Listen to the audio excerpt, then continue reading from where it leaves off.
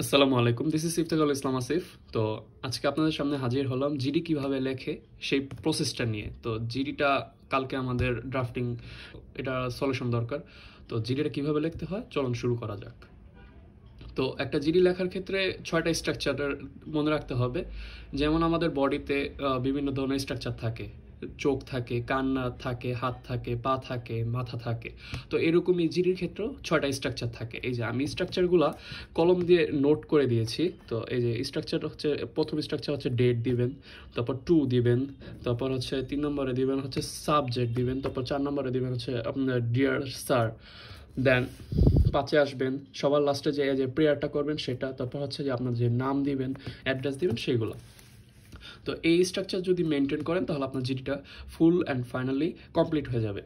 তো জিডিটা কীভাবে লিখবেন? প্রথমে দিবেন ডেট।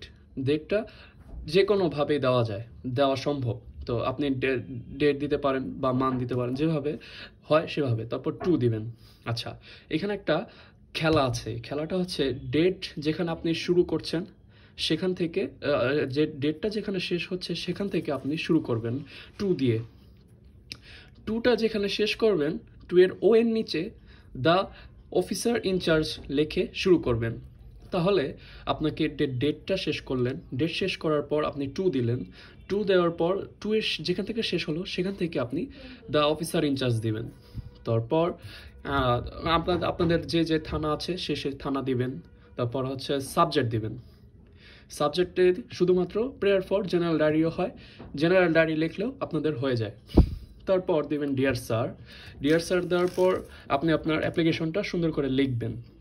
লেখার ক্ষেত্রে আপনাকে অবশ্যই মনে রাখতে হবে আপনার নাম দিতে হবে, আপনার এজ দিতে হবে, আপনি যে কার ছেলে কার মেয়ে, তারপর সেটা দিতে হবে। হাউস হোল্ডিং নাম্বার থাকলে সেটা দিবেন। তারপর আপনার পড়ালেখা কোথায় করছেন সেটাও একটা ইনফরমেশনের বিষয়, সেটাও দিবেন। তো আমি যেভাবে লিখেছি, আমার হচ্ছে একটি মোবাইল হারানো গিয়েছে, সেই মোবাইলের আমি ইএমআইআই নাম্বারটা দিয়েছি। এই নাম্বারটা আমি দিয়েছি। আমার কখন মোবাইলটা হারানো গিয়েছে সেই নাম্বারটা অ্যাড করেছি। কোন পজিশনে নাম্বারটা হারানো গিয়েছে আমি দিয়েছি, যেটা ফরিলের বাস টার্মিনাল থেকে আমার মোবাইলটা হারানো গিয়েছে। তো এই প্রসেস যদি ফলো করেন তাহলে আপনার জিডিটা হয়ে যাবে। সবসময় মনে রাখবেন, জিডিটা একটা ফাইন্ডিং রিপোর্ট না, জিডিটা একটা হচ্ছে আপনার কমপ্লেইনও না, জিডিটা হচ্ছে আপনার একটা জেনারেল ডায়েরি, যে আপনাকে সচেতন করে দেওয়া হবে যে আমার এই ফোনটা হারানো গিয়েছে, এই ফোন দিয়ে যদি পুনরায় কোনো ক্রাইম অ্যাক্টিভিটি করা হয় তাহলে সেটার জন্য আমি দায়ী না, যে অ্যাক্টিভিটিটা করবে সেই দায়ী অ্যাকচুয়ালি। ওকে, তারপর দিবেন সবার লাস্টে যেটা আছে সেটা হচ্ছে যে I therefore pray requesting you to take it a record.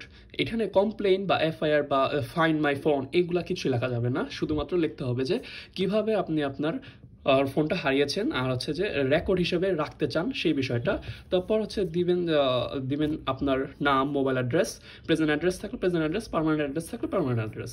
তো এইভাবে আপনাদের জিডিটা আশা করি কমপ্লিট হয়ে যাবে। তো আসসালামু আলাইকুম।